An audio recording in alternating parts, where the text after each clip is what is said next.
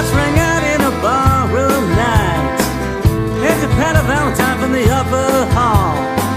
Sees a bartender lying in a pool of blood. Cries out, my God, they killed them all.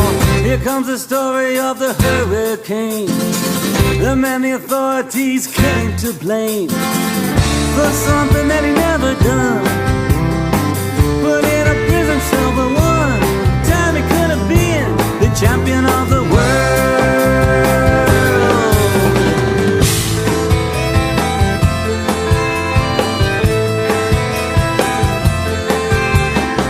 Three bodies lying there as Patty see, and another man named Bella moving around mysteriously.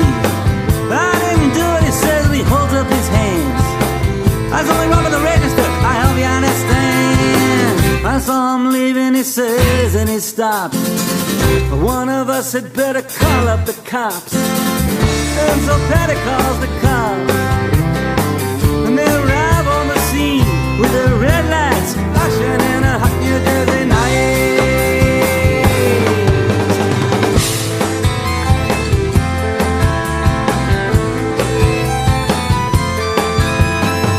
Meanwhile, far away in another part of town, Reuben Cott and some friends out driving around.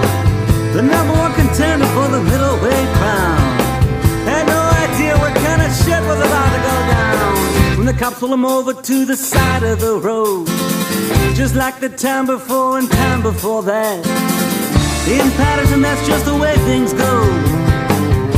If you're black, you might as well not show up on the street unless you want to draw the hate.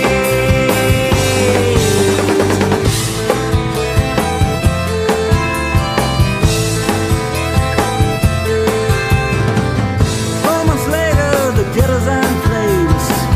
Rubens in South America fighting for his name. On the Nixon Brandish during the robbery game. The cops are putting the screws to him, looking for someone to blame. Remember the murder that you happened in a bar. Remember you said you saw the getaway car. How'd you like to play ball with the law? Think it might have been that fighter running that night. Don't forget that you were white.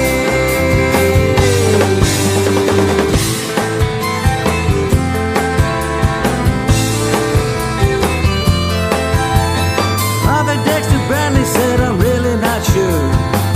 Cop said, a poor boy like you could use that break. We got you for the motel job and we're talking to your friend Bello. You don't want to have to go back to jail, be a nice fellow.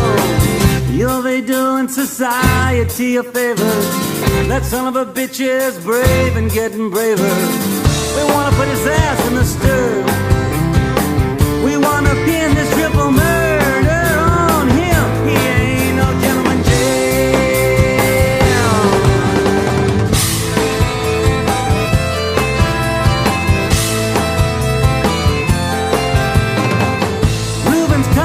Marked in advance. The trial was a pig circus, he never stood a chance. The judge made Reuben's witnesses drunkards from the slums. To the white folks, he was just a revolutionary bomb. To the black folks, he was just a crazy nigger. And no one doubted that he pulled the trigger. So they could not produce the gun. The DA said he was the one who did the deed, and the all-white jury agreed.